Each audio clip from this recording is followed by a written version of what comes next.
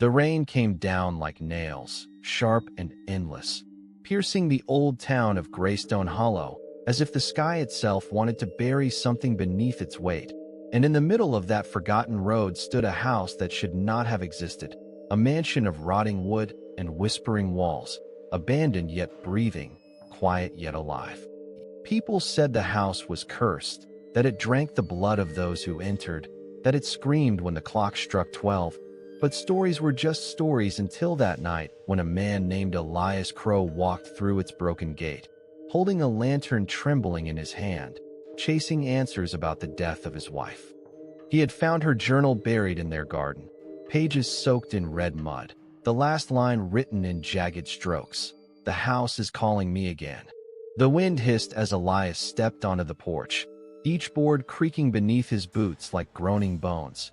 And though his breath steamed the air, the house exhaled back, cold, damp, resentful.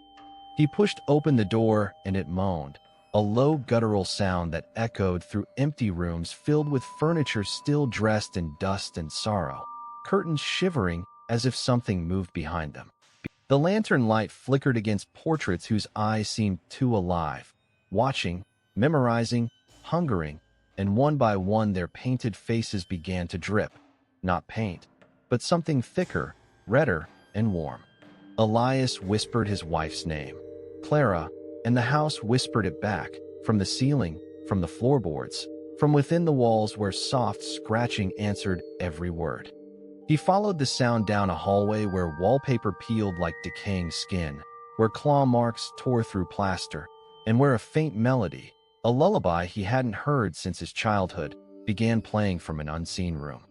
When he reached the parlor, the piano was playing itself, keys pressing down one by one, and the melody twisted, slowed, and broke into a shriek of sound that made blood drip from his ear. He stumbled, and his lantern fell, spilling light across the rug, and he saw handprints, hundreds of them, burned into the floor, each one pressed in desperation, each one facing up. Something moved behind him, a shuffle, a breath, and when he turned, he saw a figure at the top of the stairs, pale, dripping, smiling a smile that wasn't human. The figure spoke in Clara's voice but wrong, like her throat was filled with glass, saying, "You came back for me."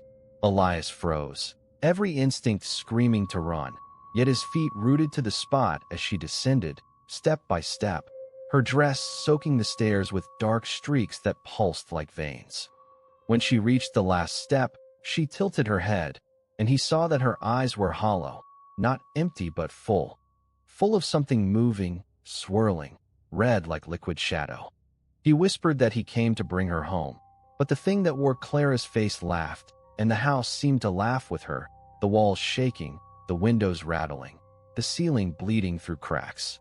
Elias tried to run, but the doors had melted into the walls, the house breathing heavier, the floor bending under his weight as if it wanted to swallow him whole. He ran toward a window, shattered it with his fist, but instead of air and night, he saw another hallway stretching infinitely, the same portraits, the same flickering lights, looping endlessly. The house had no exit, no escape, only corridors that fed into each other like veins feeding a hungry heart, and that heart was beating now, slow, loud, beneath his feet. He dropped to his knees, pressed his ear to the floor, and heard it clearly, a heartbeat deep within the earth, sinking with his own, then overpowering it, faster, hungrier. Whispers crawled through the cracks, voices of the dead, of those who entered before him, each one begging for release, each one whispering his name as if they already owned it.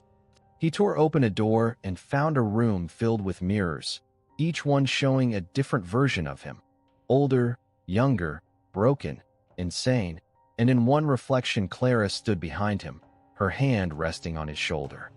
He turned, but no one was there, only the faint scent of her perfume mixed with rot, and a single line etched on the mirror with blood, "Stay until midnight." He didn't understand at first, but then the grandfather clock in the hallway began to chime, each note deep, hollow, echoing through his bones. 11 strikes, one left to come. As the final chime neared, The house grew darker. The lantern dimmed though oil still burned, and the portraits began whispering again, their faces now melting completely, their mouths moving. When the clock struck 12, the house screamed, a sound that was not just heard but felt, a vibration through the soul, a tearing through the mind. And from the walls came a flood of blood, bursting like from arteries split open. It rushed down staircases, through doorways, filling rooms, climbing his legs, warm and thick, smelling like rust and grief, pulling him toward the heart of the house. He fought to breathe, but every step deeper dragged him further from himself, until he stood before a door he had not seen before, carved with the same symbol from Clara's journal, a spiral around an eye. He opened it, and inside was a room filled with suspended bodies, floating mid-air, their faces peaceful, their throats slit, the blood rising from them toward the ceiling where it vanished into wood that pulsed like skin. In the center of the room stood Clara's body, perfect, untouched, eyes closed, lips pale, and around her feet a pool of blood that refused to spread, circling her like devotion.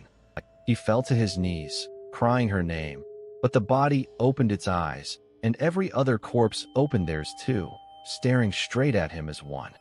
The blood on the ceiling began to drip downward now, raining red, forming hands that reached for him, pulling him toward the pool where Clara's reflection waited, smiling softly.